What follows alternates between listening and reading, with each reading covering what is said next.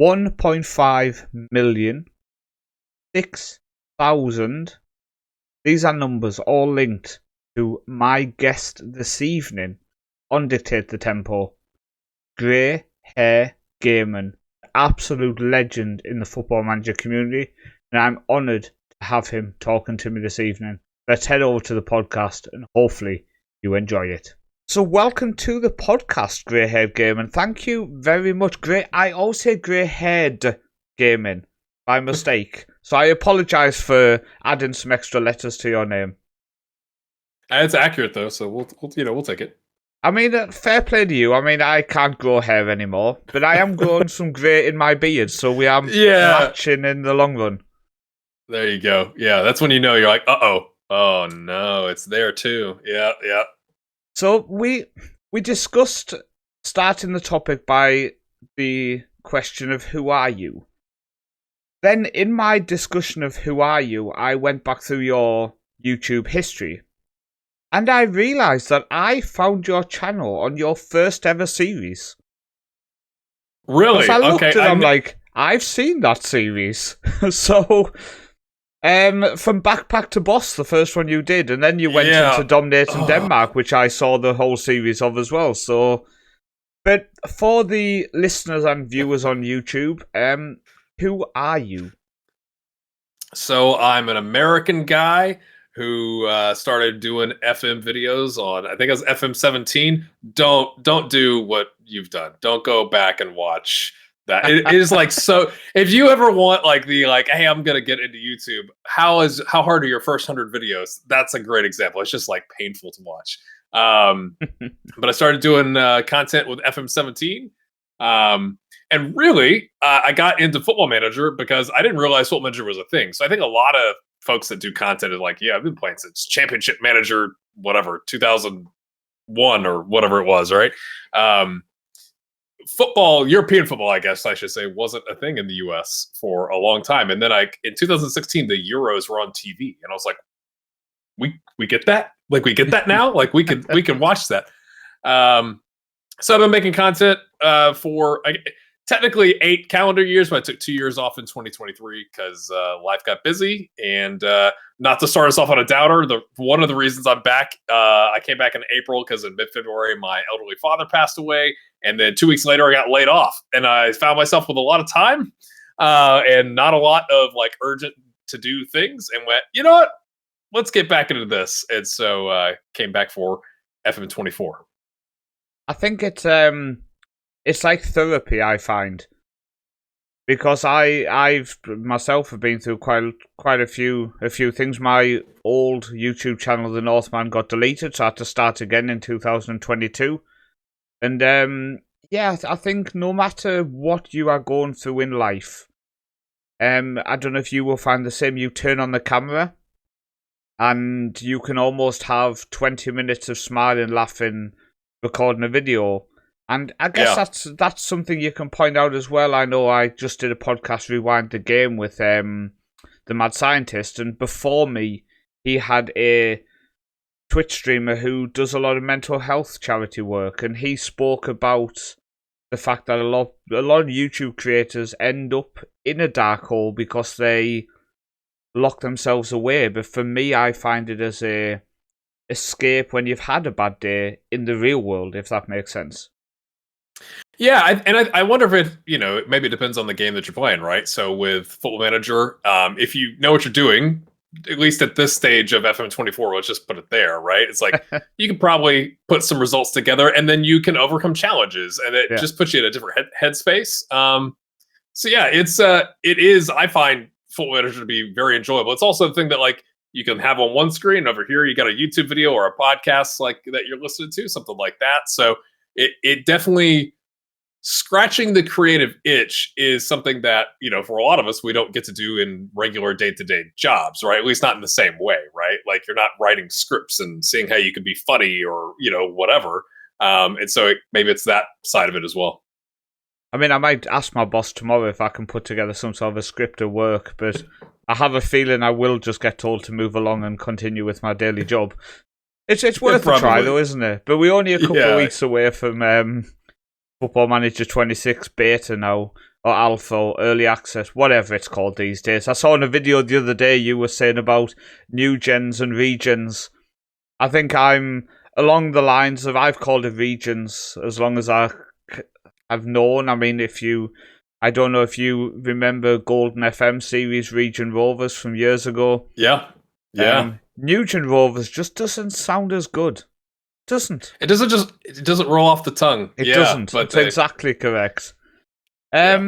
So you've came back after a couple of years away. How was your Football Manager 24 7-year cycle gone?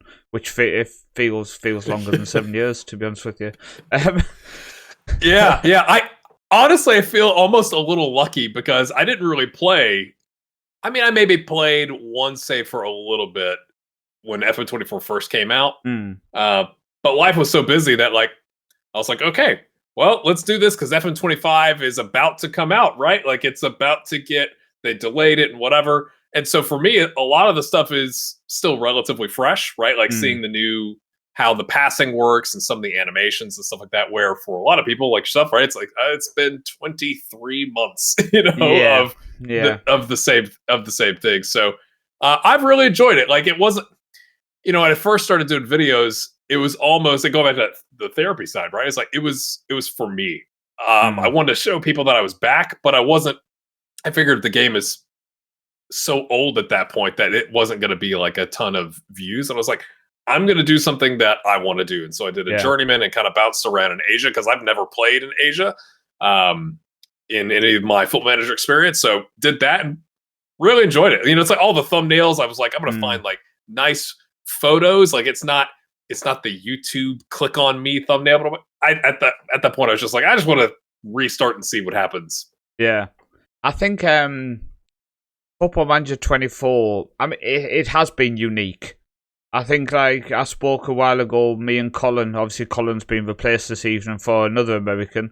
I'm working my way from the West Coast to the East Coast. But I spoke to him about how it's been such a long process that my main save ended in preparation for FM25 coming out. Yeah. I then ended up playing that offline and doing another 20 seasons, which I definitely wish I recorded because there was a lot of storyline ended up happening.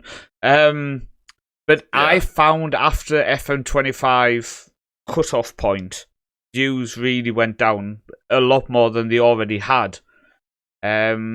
It's time. It's time for FM26. I have to say it. And I've had a couple of months where I've not really recorded any videos now, just to get that motivation to record again. But you end up being away for so long that you think, how do I record again? What do I do? I actually made a reaction video to the news last week, and in the editing process, I thought, wow, that's a very, very bad video.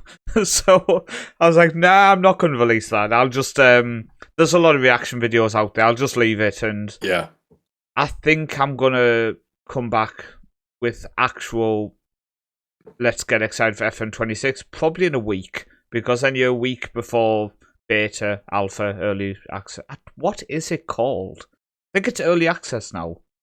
Yeah, they call it early access, but it's almost like new gen versus region. Like it's always been called the beta. So I'm gonna beta, early access, alpha. Alpha was the one we're not allowed to talk about, isn't it? Yeah. If it helps, I didn't get it, so people can't say I've revealed that I have alpha of the new game because I haven't. Yeah. I've removed from that for no reason at all. Moving on. You've been doing an experiment, and it's with 7 kids in 4 continents. How has that been for you, and how have you found it? Because you've kind of gone against the grain in terms of your experiment has not just been one video. Has that been with the idea of practicing multi-video experiments? Is it because that's how you feel comfortable? What's your thought process behind this experiment you've been doing?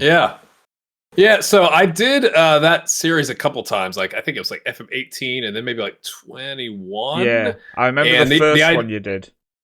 Yeah, essentially just taking like folks like patrons on Patreon or people that are in my community and making them or asking them, hey, you may create a player, you may use your name or whatever, and we essentially put what's the range? It's like a 170 to 200, right? It's like the top range of potential ability, and then the next one is 160 to 190. So I create all the players. That takes a while because I'm not an expert in the pre-game editor, I guess is what it's called, right? Not the in-game. And then I have my wife come in and she just picks one of them and changes the potential ability to the top. So I don't even know, right? Like I load the database and then we just watch to see what happens. Why do I do multi-episodes? Well, one, because I was away for 2 years and I kind of missed the whole episodic content is not as popular thing. But honestly, Paul, it's a lot of me is I have my entire career, like outside of FM, I'm detail oriented. Like I got a spreadsheet for everything, and I tend to go into way too much detail on stuff. So it's a real challenge for me to go like, how am I going to cut? There would be no way that I could cut down 7 kids' careers with their clubs and their moves and international into one video. I think I've learned my lesson there. It's probably too many to put into one thing, but I've enjoyed kind of just.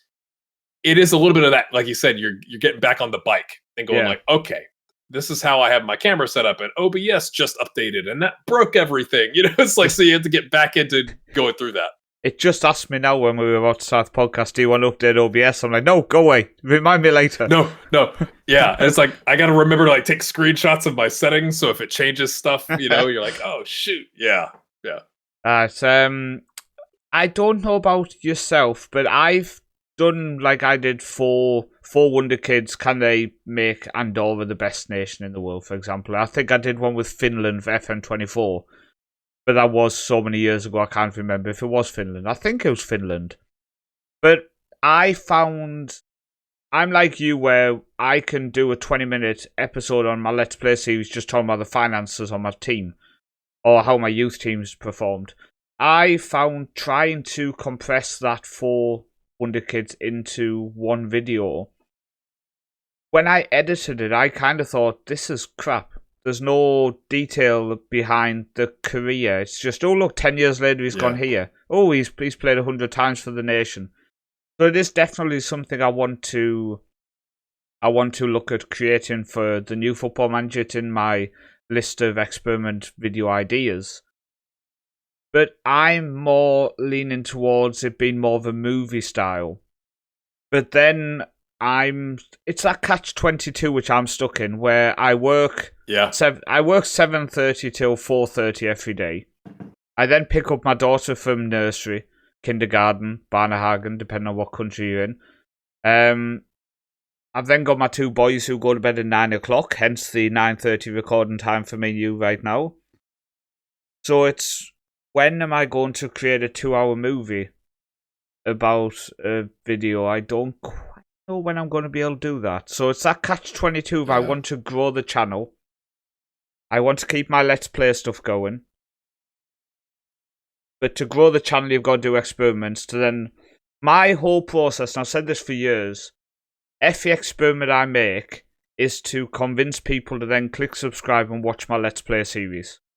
Because my Let's Play series stuff will never go, because I play Football Manager, and I apologise, I'm one of your stereotypical people, since 97. I play it because I like playing it. I don't play it to holiday and just release an experiment, which I know some people do, and that's how they like to play. But for me, I think I would probably quit the game in a month if I did that. So, I guess my question for you is it something you've looked at, the movie? And when I say movie length, I just mean the fact that I have seen some 1.5, 2 hour videos which have been really successful in the community. Is it something you've considered, or is it time for yourself which is just preventing that at the minute?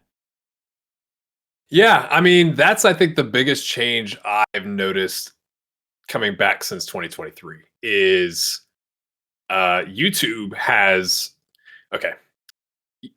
it's almost like one thing causes another thing causes the first thing, right? So I don't know if it's direct cause and effect, but YouTube's algorithm, which people get, oh, the algorithm, all that means is viewer preferences. But that also ignores that viewer preferences are influenced by how YouTube is set up, right?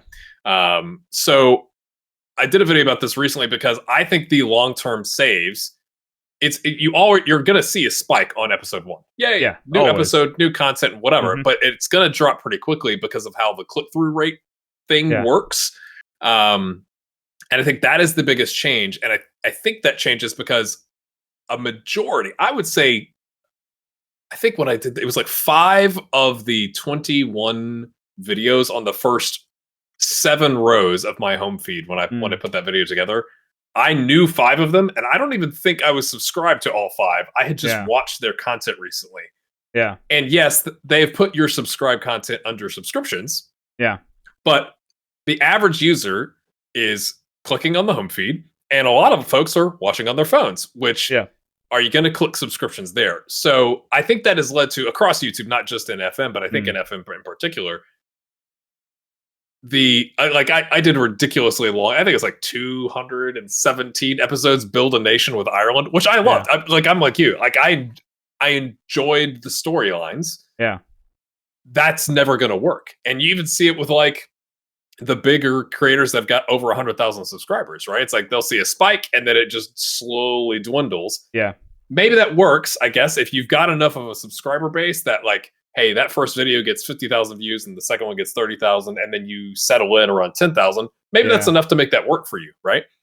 But I think if you're trying to stand out, like I call out in a good way, I don't call out's the right word there, but Clates does an amazing job. Like his movies, he's put out 2. One of them almost got 700. It's like 750,000 views, or over 700,000 views, which isn't. It's just like for a football manager. It's crazy, isn't it? Is that crazy? Is it what nation? I can't remember. It was the Spanish team in Africa. In Africa, yeah, that's the one I've seen. That's the one that really turned my head also towards. Okay, yeah, it is possible to do the type of content I want to do experiment-wise in this format. Yeah, yeah. But I agree with you, because for myself, that video's amazing.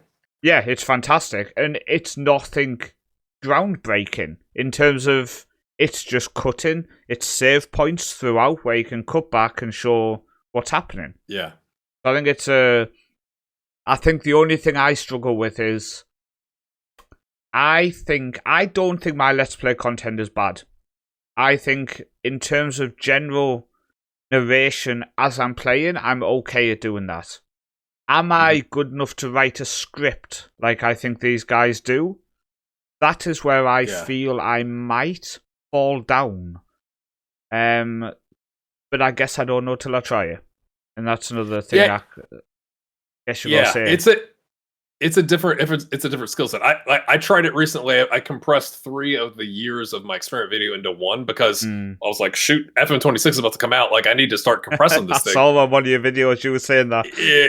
Yeah. It's just one of those things where it's a different style of content creation, right? Where you're not just reacting live to your, winger missing a sitter, right? Where you're going to get an authentic reaction. If you then go back, 6 days later, because you've been playing, and then you record that, you may not remember it, or you may remember it, but it's not going to have the same reaction, right? Yeah. So, it is hard. Like, I think that's what I would hope a lot of people who watch this would understand, is like the content creation aspect is so hard, especially if you're trying to not do it live, which is also why I think streaming is very popular, because you don't have to worry about, I need to compress this down into, take 9 seasons and put it into 48 minutes, which is extremely challenging, right? Before I moved into this house, we lived in an apartment, which meant my recording times had to be fitting with everything else in the family. Yeah. So quite a lot of my Faroe Island save in FM23 was no live com in it, and that was because I had to save the file at the point I wanted to record, and maybe I would go home from work on my lunch a week later and record that. And I had exactly what you are saying now, that issue where you either don't quite remember what you are looking at, or you don't quite have that reaction to that moment within the save that you maybe would have had if you recorded it live. And I think that's why this podcast episode might be interesting to people just to hear our thinking behind things and maybe understanding the situation that people are in when you don't have 14, 15 hours a day to put into it. But what I wanted to ask you about all of this content creation, one thing I was looking at, I wanted your opinion on it, and maybe other people would wonder the same. When I record my Let's Play series in FM26, my thinking is, after I've recorded that episode, to then upload that file into a separate file within the recording software, cut out the introduction so it's like where I start recapping it, and at the end of each season have a season-long video, which is like, say, 1 hour 30 minutes long. Is that something you've considered? Is that something other people should consider, in your opinion? It's essentially you're saying make sure I got this right. Like, let's say you put out 6 episodes in a season, and you've got those individual episodes, and then you've published those, but then you are slicing those up into one like season review. Basically, yeah. So you would have each step of the season reacted live. And for people who don't want to watch all 6 episodes, for example, day by day, they've got on a Saturday every second week, for example, they might have a 1.5 hour long movie they can watch over the weekend, which is just exactly the same, but it's just a one set video. I mean, maybe people are saying you're then just releasing double content, but again, it's about finding what works best for the audience, isn't it? So it's about discussion, and sometimes this podcast episode could ignite that discussion between smaller creators, which me and you still are. Yeah, I mean, because like your existing audience, right? It depends. I think I've asked this on my channel recently, and it's like, it's so funny as a content creator because you'll have one person be like, you should definitely do this, and then like the next comment is like, 100%. You should definitely do the opposite of that. Yeah, and that just goes like to show, right? Like there's different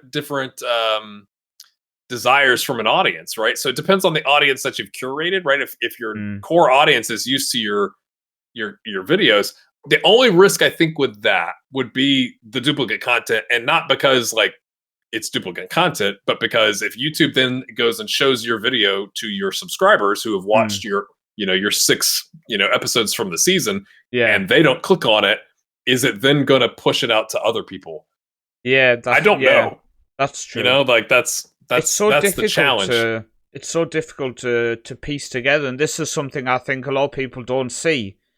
Is that, for example, my main save, when it comes out, people will go, oh, look, he's released his main save. That's just taken months and months of backwards and forwards thinking, is it the right idea? Is it not the right idea? And with a lot of the stuff going on in the world right now as well, is it going to... What's the word? Is it going to cause friction, shall we say? Because I've actually, as well as a build-up to the main series, as I throw control on the floor, I've been purchasing t-shirts, jumpers, hoodies. You can see the badge of the club there. There you go. My plan is to do a save with AFC Wimbledon, which is a lot higher up than I normally would start. But starting League One with the aim and objective of only signing players who were born in London or join a club in London. So, for example, if you come through the academy at Arsenal, but you're from Ghana, I can still sign you. Yeah. But then you start to wonder, shall I sign people who are already at clubs in London? So, for example, Martin Odegaard, can I bring him to Wimbledon because he's at a club in London? So these are all the things which you start to question. Then I question, should I do a save where you can only sign people in London because the world is so backwards now that somehow I'll be racist for deciding that kind of idea? And these are the questions I think a lot of people don't even think we wonder. Like, I can guarantee you some people will think we just kind of jump into a save and go see how it works. Where really we to and thrown with ideas thinking, is it a good idea? Is it a bad idea? Will it upset one person in my audience, which then, I don't know if you're the same, but a lot of people say that one negative comment is 10 times louder than the positive comment. Yeah, isn't being human stupid? Like, it's so stupid. It's just like, you can have all these comments, people like, this is awesome, I'm loving this, and you have one person, and the thing I guess I would call it for people who maybe aren't content creators that are watching this, in YouTube Studio, this is the thing that drives me absolutely insane, so I'm going to get a small soapbox here, is it shows you the most recent comments that don't have responses. Yep. Drives me mad. The idea is, hey, the Northman left you a comment. Go comment back, reply, engagement. And you're like, that makes sense. But when it's a negative comment, you don't have the option to just don't show me this. Yeah. I don't want to, you can hide the user, like the entire user from the channel. Maybe somebody's having a bad day. It's like, I don't want to just kick you off my channel, but you're left going, do I reply to the negative comment or do I just leave it?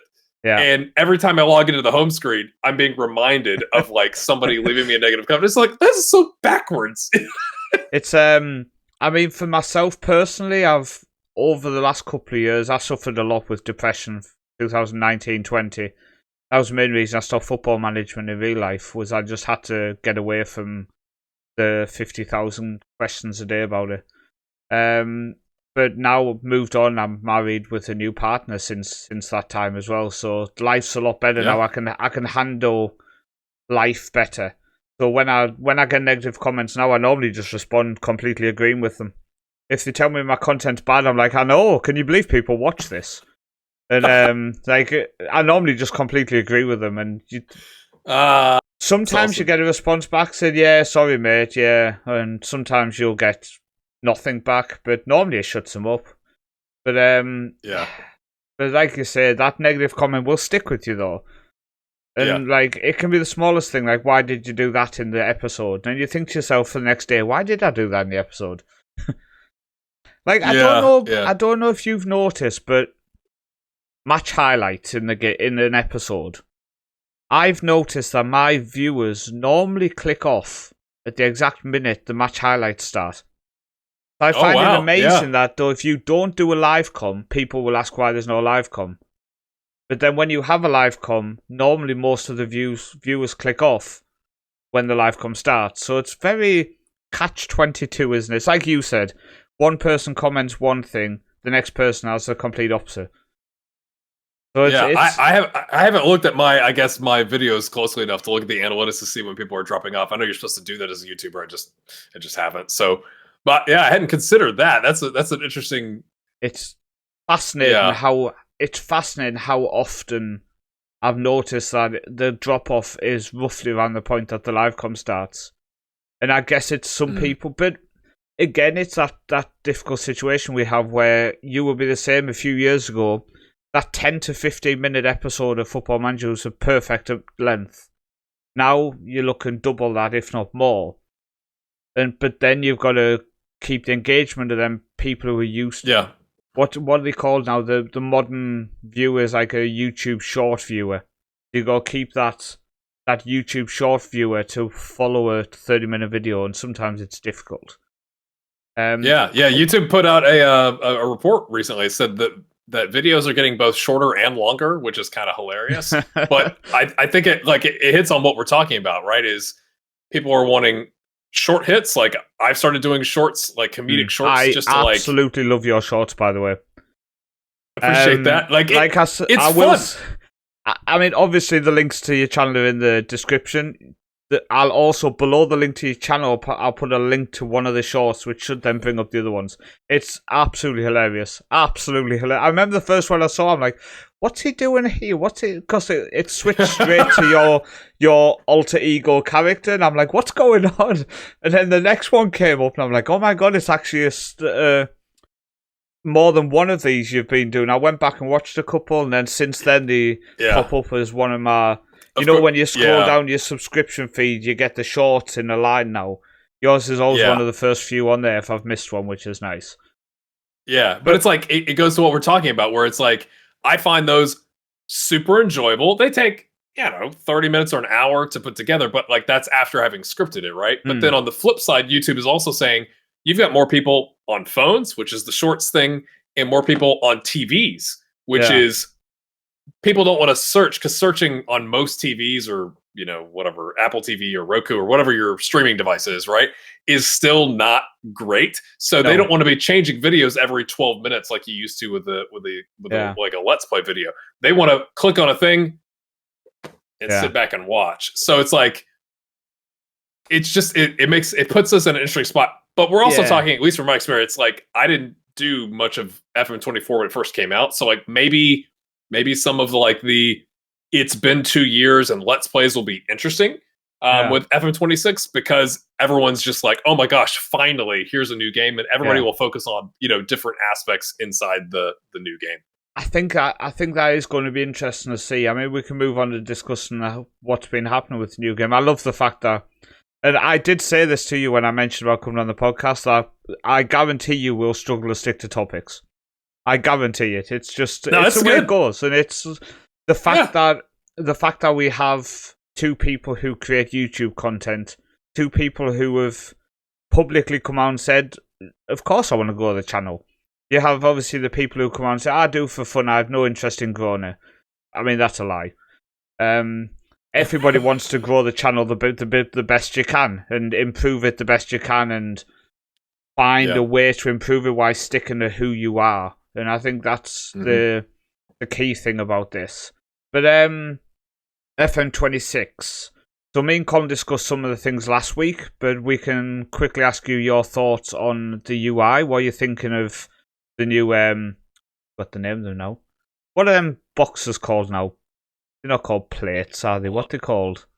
Tiles. Tiles, that's it. So I'm glad you knew what I meant. That could have gone on a long time. You know them square things you click? Yeah, the things on the box. Yeah. What are we thinking of the new UI? Okay.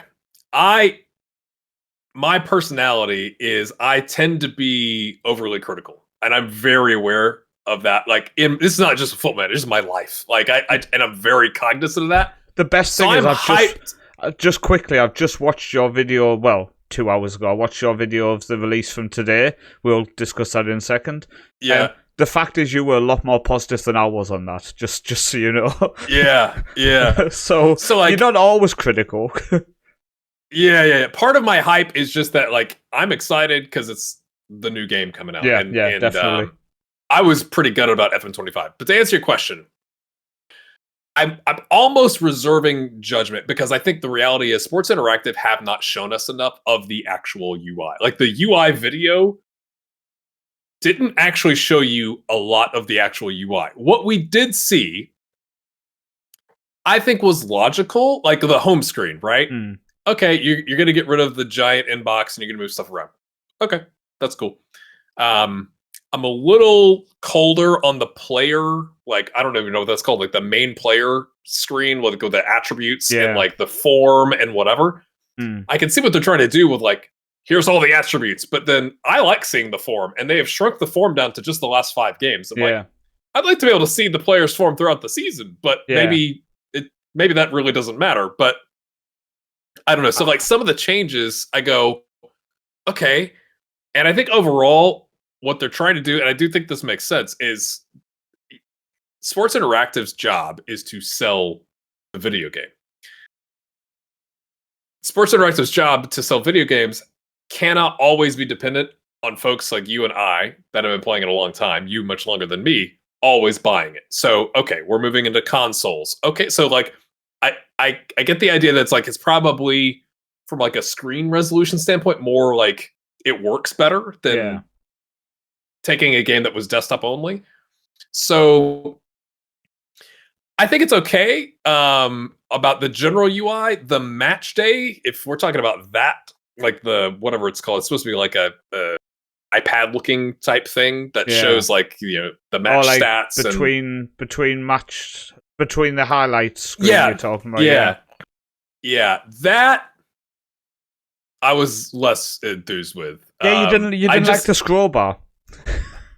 I just when's the last time you had a magic, on your screen in an app? Like, I understand, like, if you had a browser open, you got a scroll bar, but, like, it just seems like a weird decision. And then I go, what's what happens if you scroll down? Like it just happens seems like when you a weird... scroll down is the final line of text that they just couldn't fit on. Basically, I guarantee that's exactly what was on the scroll bar.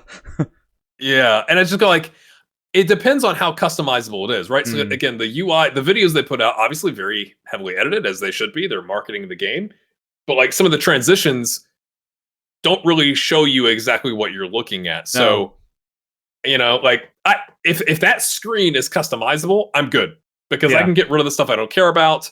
If I can add stuff to it, but I have to scroll, that'd be like that'd be better than not being able to customize it, but not that much better.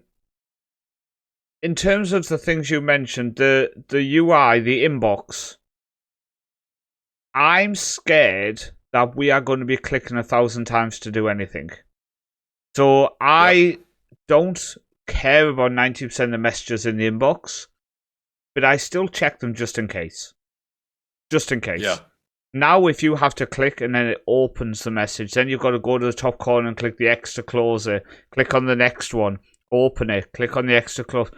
That's a lot of clicking. That's a lot of clicking. And this is what these tiles worry me about, is all the extra clicking. In terms of the play screen, my hope is that they've just done what Football Manager are very famous for doing, and that is taking screenshots from the smallest PC screen you've ever seen in your life. So then, basically, as soon as you put it on your computer, you're like, oh, there's actually an extra line of boxes here. So, in terms of the between highlights bit, you were not a fan of the 2D match engine in terms of the speed it went. I'm a little bit torn on this because I don't want my matches to last 30 minutes a game. But at the same time, that 2D match engine, especially in the early days of tactical creation, could give the ability, if you turned it up to just say times 10 speed instead of times 20, you could maybe be able to monitor how your team's moving around the pitch whilst not having to watch full match highlights,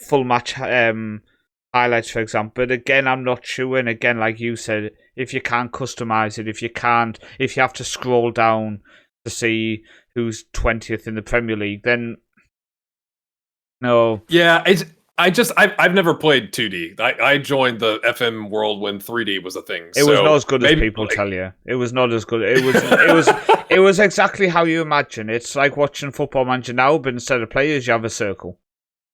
Basically. Yeah, and it's just like it depends on what it looks like at speed, right? Because I don't watch obviously full match highlights. So if the game, like right now, I guess my experience as a player right now is, I can't remember. It's like I always update the speed to not the middle, but like I think it's like 1 or 2 faster. Yeah, same. Yeah. And so I'm used to, as a player, not having anybody moving on my screen. Like it's got like the text at the bottom. It's like as to what's happening, but like you can't read that. So I'm like, that's why I like to see the match stats on the left sidebar currently in FM24, because that's telling me the story. If it's coherent where you can see what's actually happening, I just wonder if I'm going to be hitting pause a lot to go like, wait, what happened there? What happened there? What happened there? What, or just see if I just seeing a bunch of circles move on the screen. So I'm trying to reserve judgment, but we'll just see. We are here to judge. But I think I don't think they do themselves favors when on the clip they show the 2D's just like it. Yeah, you're not getting anything from that. Basically, at that point, you might as well stick to what they had before, where like you have, if you're the yellow team, you have a yellow block to say you're currently dominating, and then it basically is about useful as that. But if, like you say, it's just how quick they move, because you don't want to slow the game down that much that it's a 30-minute game, because yeah, I mean it depends. If it's 2 years again until the new game comes out, then we can maybe do it. We have more time on our hands. They've announced today out of possession and in possession tactical stuff, as well as loads of different names. Obviously, it looks like now we don't have attack, support, defend roles. It's now more based on the name of the option you select in terms of attacking, complete wing back, for example, and inverted wingback, all these names, which I guess are all changed. Now, to be honest with you, there's that many changed, I can't quite remember what they all are. Yep. I liked what you mentioned today about the screen showing how each role would work, where they would be on the pitch positioning wise. I thought that was quite good in terms of people who maybe don't understand the wording of a positional role. So that's something to look forward to, I think. I hope. Yeah, I think that of all the things that they showed today, I think they call it the visualizer. I think that is probably the biggest enhancement for players. Yeah. Now, I do think, not to be a critical half glass empty guy, I do think they've just not exclusively, not every new position is just, well, that was that on support. But I do think it's one way to say we have all these changes and it's not really changes. Maybe. I think I'm with you on that. I think 90% is it's skinning, isn't it? It's just doing this, changing the skin, changing the name. Yeah, and I did find I can't remember what the I hope you're going to say what I think you were going to say. You were so disappointed when your brain, you were like, I love this change. And it was like, what was it? In all the text on the side. And then when you realised it didn't make sense, what was it? Work ball into the box and shoot from distance was basically on the defensive settings. And you're like, why is that even there? You kind of just... Yeah. I felt the drain of excitement from you as you were going, wait, that doesn't make sense. Yeah. Well, it goes back to like we're live processing, just like you do with a match highlight, right? Exactly. And I was like, well, wait a minute. So like the left side of that screen, the visualizer, super helpful. If you ask me right now, hey, describe what an inverted wingback versus an inverted fullback does, I would struggle to just be straight with you, right? So being able to see as a player, in defensive middle and final third, this is where they're not always going to be there, but this is where these players should be, I think is huge. Like, I think that is because it prevents you having to watch a game on the tactical camera and go like, where did that player go while we're playing, right? I find it amazing that it's took till now for this, because I remember back in 2017, I had a player for my club in real life who was an unbelievable fullback. He bombed forward like you've never seen. And on the other side, I had a guy who was 6'4", defensive powerhouse. So he was my inverted fullback. When the wing back pushed on, he tucked in. We made a 3 at the back. And then the right winger would drop back just a little bit, so you didn't have complete open on that side. And I find it amazing that we've took this long to implement this in the Football Manager in terms of visually showing the player what that position does. I think it's a great addition, and I'm hoping that Football Manager has gone away from the block. So, for example, when you want to go from 2 at the back to 3 at the back, the man would never drop in. You would drag him in, and he would bounce back or move somebody over. And it was so blocky, you couldn't move players anywhere you wanted on the pitch. And I really do hope you can do that on this one, but I have a feeling we can't. But I hope I can set up, for example, a 4-4-2. And then say to them, but when we defend, I want one of my strikers to become a central midfielder, one of my central midfielders to become a central defender, to the extreme of going to a 5-4-1 when we defend, a 4-4-2 when we attack. And I hope that's possible. Part of me is very concerned that it's a 4-5-1 as we know it to a 4-5-1 defensive is the only change you can make in it when you're into out of possession. I don't know what your opinion on what you are expecting is. I think it would be weird, right, to roll out a new feature like that. I mean, there's going to be limits. You can't play, I think I called 6 at the back, right? Of course, you're not going to play 6 at the back. Oh. So if you've got, if you've got like, and currently in FM24, you've got the suggestions from your assistant as to like, you should do control, and it's got all the different 4 at the back formations and all the 5 at the back formations, right? So it makes sense if surely they haven't removed those, and you could just select them. But to your point, how do you determine which of your strikers comes back? Well, because like in possession, right, you might have your more, like I said, the guy on the left that you want to use his left foot, right, is the advanced forward, and he's better at that. But you want him to be the one to also drop back because he's better at it. Like that, there'd be trade-offs with that. So I think it's exciting. It's just you just have to wait to see how it's actually been implemented. Yeah, how it's going to work. I'm more worried about how the AI does it. Because I think obviously you've introduced a new tactical way of doing things, and personally, I found FM24's AI managers to be curious. We'll say, like towards at least towards the ends of games where it's like you're down by a goal, you're in second place playing me, and I'm in first. Shouldn't you be pushing on? Yeah. And a lot of times they're dropping into like a 3 at the back with 4 midfielders, and you're like, well, wait a minute, you actually just got more defense. That doesn't make any sense. So I'm more interested in seeing how they've made because like it's the AI manager and also your assistant's recommendations to help you, build a tactic, especially again, if you're thinking about new players and are like, I don't know what they're supposed to do. Right. Yeah. So I hope they've made enhancements on like that, what the computer does to help you and in opposition to you. I think it's going to be interesting. I do think in the next 2 weeks we're going to know a lot more, and especially when we get our hands on the game, we're going to know a lot more. Yeah. I've always said every single version I've ever played has got better and better every single year. I hope it's the same. I'm very concerned about the tiles, that it's going to be so much more clicking to find out information which in the past was on that one screen. Like you said, the form. If you want to view the form, do you now have to click in? Is it impossible to have it open how you had it before, for example? But we're going to have to wait and find out, basically. What I also wanted to ask you then is, what are you thinking for FM26 in terms of YouTube? Are you doing what I'm doing and just taking your flag, doing a Graham Souness to the middle of the pitch in Turkey and slamming it in there and just saying, I am doing Let's Plays and stuff YouTube and what is it? Yeah. Not algorithm. We can't say algorithm, can I can't say algorithm.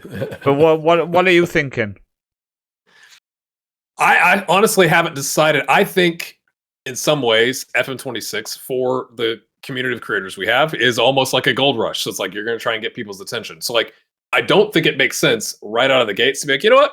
I'm going to go play 9 seasons and not put out any content and then put out a movie.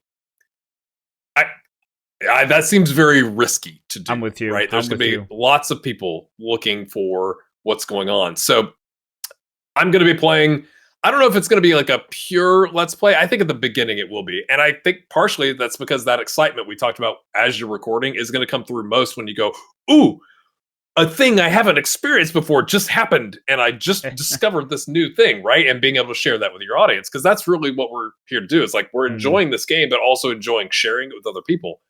So I'm going to be exploring. I put this out on I think it was best 11 women's clubs to run saves at. So one of my beta saves, assuming the beta save includes everything, which I presume it would, because otherwise it's not a beta. So. Yeah. I'm going to go start with Wolfsburg women because they've kind of got an interesting background. I've never been the player that wants to play with, let's say the Man Cities of the men's games.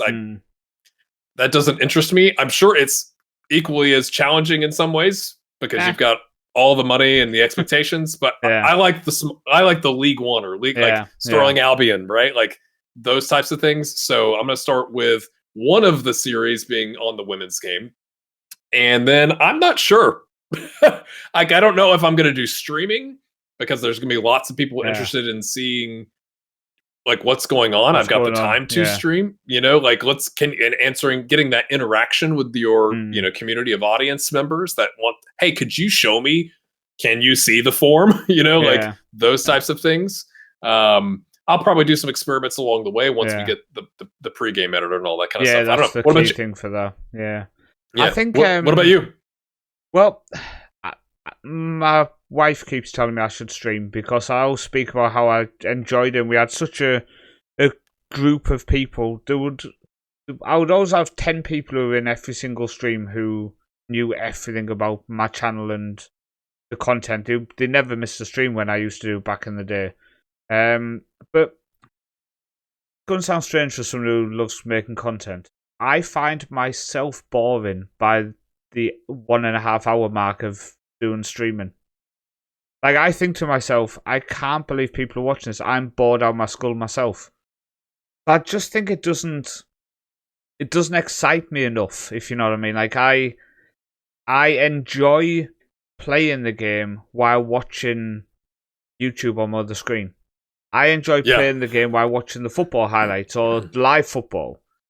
So when I'm streaming, I have to be 100% focused on that. And as somebody with ADHD, I get very easily bored of that specific thing if I'm not multitasking. Yeah. So, and in terms of my content, I've got this plan with AFC Wimbledon. I think I'm going to probably do it. I don't think signing players from only London clubs or born in London. So, like, I can search, you can filter where people are born. So I can filter only buying people from London. Yeah. I don't think that's going to cause uproar. It's not like I'm purposely trying to cause hell. I'm basically trying to replicate what Celtic did when they were the first club from the British Isles to win the Champions League. And they won it with players who were all born within, I think it was like 15 miles of the city. So that's my thinking behind it. In terms of beta, I have absolutely no idea. Absolutely no idea. I've been Googling and looking at league tables from around Europe. I don't want to manage in England for beta because of Wimbledon being the main save. I don't want to manage in Norway because that was what I did in FM24. Yep. So I've been like Googling, okay, the oldest club in Denmark, the oldest club in Belgium, the oldest club in France, and all of this, and trying to see if I can come up with some sort of a storyline, because I've looked back through all my saves of beta and thought back to the saves from the old channel, and I can't get excited with a two season save. Like, if I'm going to take charge of West Ham and do 2 seasons with them, for example, don't get excited. I just don't get excited by it. I need to build something. So I'm thinking it's probably going to go over beta. Then in my head, I'm thinking, okay, then it's going to go over beta. It's going to be, say, 5 weeks. Say 5 weeks, 5 seasons. So could I take, like, FC Copenhagen and try to win a European trophy in 5 seasons? But something like that is what I'm kind of leaning towards. Or if Lithuania does become active, could I take Zalgiris from Lithuania and qualify for the Champions League knockout stages within 5 seasons? Something. I don't know. At this point, I'm literally just bouncing ideas at you to see if it sounds good in my head. No. Like, I think like what you're talking about with Wimbledon, to start there, is it's a different way. It's a challenge, right? It's like saying, the equivalent of like, hey, if you give $1 billion to a club, what happens, right? It's like it's something unique where you say like, oh, yeah, Paul, I definitely knew that you could filter by where people are born. Yep, I knew that. But like, if I saw that, it's like, oh, that sounds interesting and difficult, maybe, right? Yeah, I just think doing it in England makes it a lot harder. Like, I feel like if I did it in Spain or like with Bilbao, for example, I just feel like that's possible. Where doing it in England, you're up against not just Real Madrid and Barcelona. So that's my thinking anyway. Yeah. I'm not sure. Actually, the 5-week thing with Copenhagen also made me think, okay, let me ask you this. Have you thought about, do you spin up a separate channel that is just your movies? I did wonder, could I set up a second channel? But then I honestly said to myself, your first channel isn't exactly big. Your second channel is, am I going to spend an evening and night to edit the videos into the movie, to then release it and get zero return from it? Right. It's the risk, right? Yeah, and like I set up a gaming channel a few months ago just to do some random let's play of different games while I've been bored waiting. Do you know, it sounds stupid, but no, it's not the same.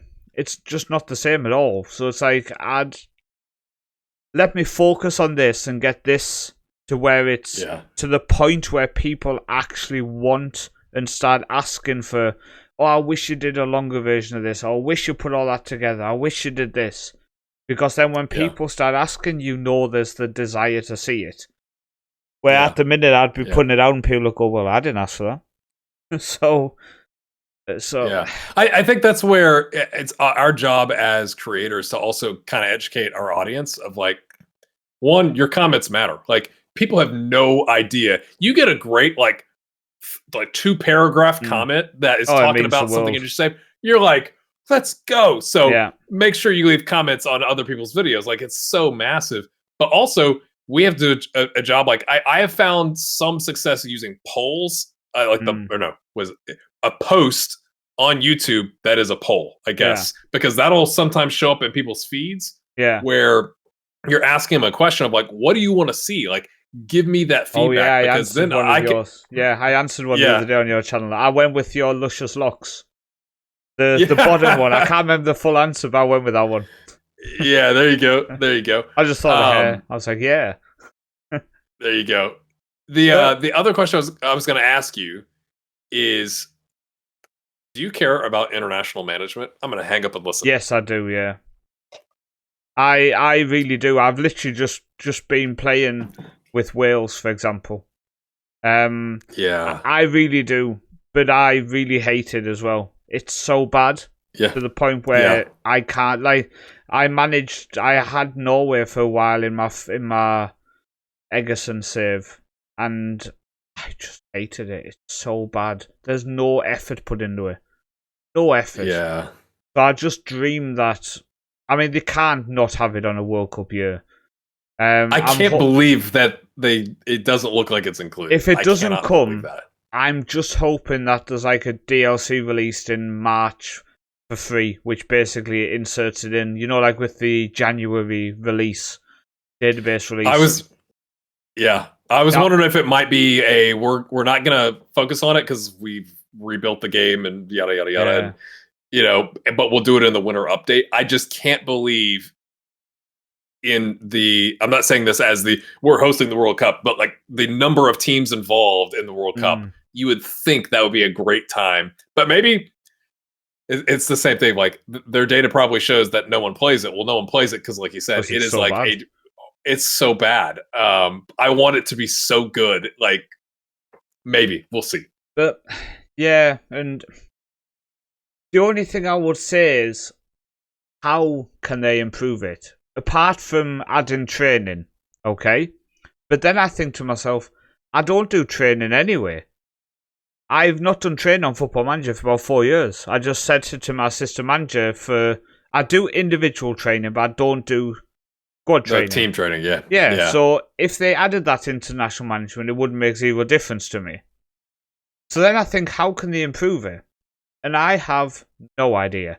So whilst I criticise how boring it is, and criticise the fact I didn't enjoy doing it, I still have zero idea how they can fix that. So it's a catch-22. I can't tell them how to fix it, but I tell them it needs fixing. I tell them it's boring, but I can't put my finger on why it's boring. So it's very... I'd like to see the training camps mean something. We're talking about something that is not going to exist for a while, I don't think. But like, give me... I agree, like do I want to have players for 2 weeks at a time? And it's like, what are you going to do? Choose, like, what is it, like the blue one? Overall balanced? Like, just go do training, lads. But give me, like, ratings of how they did in camp, so where I could better influence who gets selected. Like, hey, if you show up, you're like some of the American players asked to take the summer off. Well, guess what? If you show up in the next camp and you're not giving your all in training, like, I'm still not going to pick you. Right? Yeah. There could be narratives with that. There could be, I think the scouting was really poor. It's like, I understand they don't have 15 scouts, like you would at once you build up your club. Yeah. But the fact that we're like, I don't know who that guy is and how he's doing, it's like, that seems a bit strange to me. I had with Wales, I called up a player to my squad, and a year later they were still popping up scout reports saying I should call him up to the squad. I'm like, he's played 3 times in the last year. But I would kind of like to see, in general on Football Manager, something along the lines of when you have young players or late developers, even general mid-20s, 30-year-olds, a chance of the rating going down by 1 or a chance of the rating going up by 1 and feedback on why. So, for example, you've not done enough team training, so the teamwork has gone down by 1 on 2 of your players who don't have model citizen personality, for example. So the worse personality, the more chance attributes go down if you're not focused on the correct areas of training for your situation. We're in a title battle, we need a lot of teamwork and all of that kind of thing. We're mid-table, so we just want to ease off the pressure in training because we're not fighting for anything in the league, for example. Do you know what I mean? Like, if you push them too hard, injuries start popping up. All of these things don't seem to matter at the minute. Yeah. Well, I wonder if they've changed some of that with like the we haven't talked about it. Was it dynamic highlights? Is that what they're calling it? The thing that'll adapt to how the game is going, where your system will say, like, hey, we're up 4-0. You want to pull that pace down a little bit, tempo, let everybody kind of like chill, just see the game out. Maybe because maybe that helps a little bit, but I'm also concerned. It's like, oh, this just means that we know we're smoked in this game. When you are the 0 and the 4-0. I mean, to be honest with you, there's a lot of times I wish it would end quickly when it's 3 or 4-0, especially in the early years in the Champions League with my Norwegian side. So, yeah, I don't know. I really don't know. I have a feeling it's going to be one of them modes I turn off. I have a feeling within a month or 2, I just go, do you know what? I'll stick to key highlights because this is starting to annoy me. The fact that I had 20 minutes at the end of a game, which literally felt like the whole 20 minutes because they were building up to... And also, does that mean... Do you start to notice a glitch? For example, I never had it, but I know people used to say on FIFA there was like a glitch on the pack opening, so you knew when you were getting a superstar. Will there be a glitch within the game so then you know the dynamic highlights are leading to a goal, which then basically shows that it's scripted? So I really am unsure on how this dynamic mode is going to work, and I really do hope it doesn't end up showing something like that. Yeah, I think if I put on my optimist hat, which I rarely do, I think if you say the goal is to give us as players more games to play, that sounds good. Because like I said, there are times when you're like, we're smoking this team, and like, oh, here comes a throw in the 93rd minute, and it's like, it turns out to be nothing. But I wish I could have just moved past that. Yeah.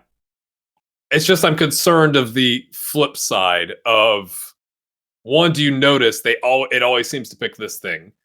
Or 2, does it make some games that you personally don't care about as much, but the game quantifies, like, define for me what's a big match? Because you get players that hate big matches and love big matches. It's like, I might think one game is a big match and the game doesn't think it is, right? So I think there's some like tweaking that might need to be done. But if it works, I do think it could make it easier to get through seasons faster when you're like, maybe I only care about at this point because I'm, in Lithuania and we're going to destroy every other Lithuanian team. It's the 8th year and like we are just dominating. And I only care about the Champions League. Well, it's almost like they've taken like is that a skin that has the instant result thing? Yeah. It's like taking that and going like, we're not going to give you instant result, but we'll make your life a little bit easier, which if it works again, I think it'd be really good. Yeah. I'm looking forward to it. And I think both of us, whilst we have the opinions on a few things where we really are unsure, I think both of us are along the same lines that we are very excited for this game to come out. What's your opinion on thumbnails on YouTube? Because I would say you're in the same boat as me, where we are not... I would say we are not graphic designers, shall we say. And they are expensive to... I did an experiment in FM24. I paid somebody to make thumbnails for about 4 experiments in a row. And the views didn't change at all. Not even in the slightest. And that cost me about, in your money, that cost me about $30 for them 4 thumbnails. There wasn't a lot of money, and I'm sure some people would say, well, if you paid more money, you might get more success with it. But I don't know. I feel like thumbnails hold me back a lot. What's your thoughts on your thumbnail game, shall we say? Yeah, I do think, because it comes back to the click-through rate. Again, it's the cyclical thing of like YouTube changes a thing and then says, well, that's just viewer behavior. And it's like, well, viewer behavior is dictated by the system that they're viewing in. But yeah, anyway,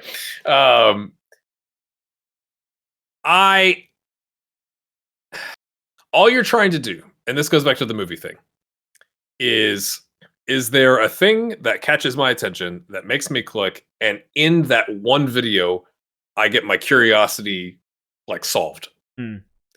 And so I think that's also why you see, it's not just in Football Manager, not just gaming. I think in a lot of niches in YouTube, you see a lot of or like whatever. Yeah, there you go. Right. But like, you can't just do that. I think that was the thing. People went, oh, just put a face on there. So, well, it can't just be any face. Like, it has to be a face that grabs the attention. You want to know something special? I think, and I can't prove this, I think I was the first YouTuber in the Football Manager community to put my face on a thumbnail. Oh, really? I remember when we had the FM Central channel, and I just set up the Northman channel, so it would have been 2016, around that time. I started doing it after seeing some other YouTube people do it. Then I noticed over the next few months all the other big creators, make me sound like I was a big creator, all the other creators started doing it. So of anyone I knew about at the time, I was the first one. There maybe was some obscure person I didn't know about at the time, but at that point I was fairly in with the community, so I knew 99% of the people at that point. So I think I might have been. Sadly, my old channel's deleted, so I can never prove it. But it's like a claim to fame you can never actually claim the fame of. Yeah. You can't go back and prove it. What's your thinking on titles? This can be our last discussion. Oh, yeah. The podcast, because I think it's a big one. So I've tinkered with it, of the idea of never putting episode 7, episode 8, never putting Let's Play, and just putting, for example, this player cost 100 million, or is this the best tactic so far? Do you know what I mean? And using a Let's Play logo in the corner of my thumbnail to distinguish the Let's Play series for viewers, regular viewers of the channel. Okay, that's one of the Let's Play episodes. What's your thoughts on that? Would you call that almost trying to trick the audience, or would you call that playing the YouTube game? Again, I think it comes back to, if you pique somebody's curiosity and it pays off in the video, then you have earned the click, and YouTube likes that. And I don't think you're deceiving the audience. I think, was it Lelujo? I think recently, I thought on one of his FM26 videos, he talked about the changes. Like, he had tried not using a number on like the thumbnail or something like that, and it hadn't worked, or maybe it did work. I don't remember. I remember watching the video. It's quite an important answer you're giving me here. It did or didn't? You've just told me. Yeah, it was one of them. No, I've piqued your interest to go check out Kev's channel, watch all his videos, I guess. I have contemplated the same thing, not putting it in the title. But I think whether it's the thumbnail or the title, what I'm going to be looking at before the beta gets here is I'm going to go back and look at videos that I watch in other niches and go like, okay, what is the combination here? Like, I think as a creator, you can learn from those other things that you watch and go, this thumbnail says this, and this title says this. How does that apply to the things that I watch, right? So I do think the days of saying episode 14 are gone. I don't know if you still could put a 14 somewhere on the thumbnail, maybe, but that's the problem that we face, right? Is like if YouTube, this is my take. I'm not clearly an expert in YouTube, but if if the idea behind YouTube is we're going to show your thumbnail and title combination to people, and if enough people click on that and actually watch, we'll show it to more people. Yeah. Well, that lends itself to, if you do episode 14 of a Let's Play and it says 14, 14, 14, 14, 14, and it shows that to a bunch of people that aren't your core audience, those people aren't going to click because they're going to say, well, I'm not going to watch episode 14. I'm going to show. And I think that's what's changed. Is like it used to show episode 1, I think, more frequently to people that like Football Manager content. And that has changed to where it's like, well, this is the latest video this creator's put out. So what do you think about this? Yeah. Which is why you see the significant drop off in views. So as a creator, you then go, well, then I can't do that. I have to do something else, but still tell a chronological story. So maybe playlists help with that. I'm not sure. Like maybe you have to start every episode saying, like, if you're seeing this is the 14th. Like, I don't know. Like, how do you redirect people back? It's like I really used over the last year a introduction on full screen. But then I looked back and thought, okay, they speak about in them first 5 seconds, you've got to get the person engaged. So that person probably wants to see the Football Manager screen in them first 5 seconds.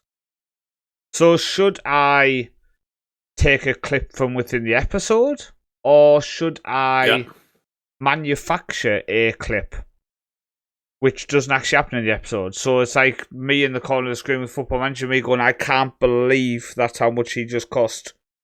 But then in the actual episode, I'm just going through the transfer list of the players I signed. So it's still linked to it, but it's not what actually happens. And these are the difficult situations because you also don't want to fake your reaction within the actual video. Like when I'm looking at my transfers, I'm not going to react like that because I made the transfers. But at the same time, the introduction needs to keep that new viewer engaged. So I think this is one of the situations where both of us don't know the best option. And I guess nobody knows the best option except Mr. Beast and a couple other people like that. I think I can't remember what series it was when I came back. I had a player do a bicycle kick. Yeah. Which has been a rare occurrence, at least with the key highlights that I see, I guess. So I had already recorded my intro, but then that was a hooky moment where you're like, okay, that's going to get somebody's attention. So I think if you've got something that happens later, like you can record your intro at the beginning and say, this is what we're going to be doing, da da da da da da.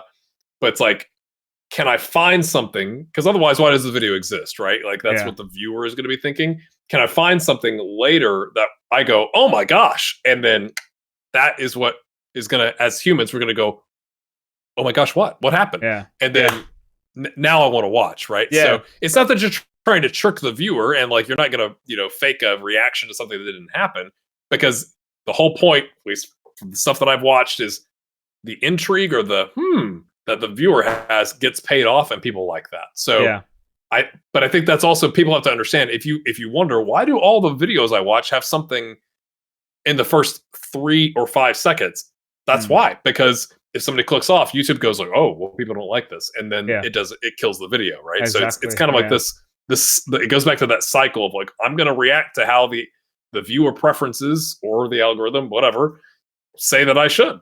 Yeah, I think it's going to be interesting, and like I said, I think over the next few weeks, especially as ideas pop into the head, it's going to be just bouncing them, isn't it, and trying to decide the best way to do it. But I want to thank you for coming on the podcast tonight. It's man, it's been insightful, and I do think and hope that people, even non-YouTube creators who listen to the podcast, and thank you people who are listening on Spotify, iTunes, some other places. We're everywhere. We're everywhere. I upload it to one place and they do all the work. But thank you people who do tune in. It's been very nice. There's a couple of comments popped up in the last week. People listening back to a podcast from like 6 months ago. So thank you very much. Yeah. It's an absolute blast, and we're going to come back every couple of weeks and do it. But Greyhead Gaming, hopefully you will join me when FM26 is out, and we can discuss if it is all that we dreamed it would be. Absolutely, man. And yeah, viewers or listeners or watchers, make sure you hit that like button and give it a 5-star review in your podcast player of choice. Let's go. Just remember to subscribe to Greyhead Gaming, linked in the description.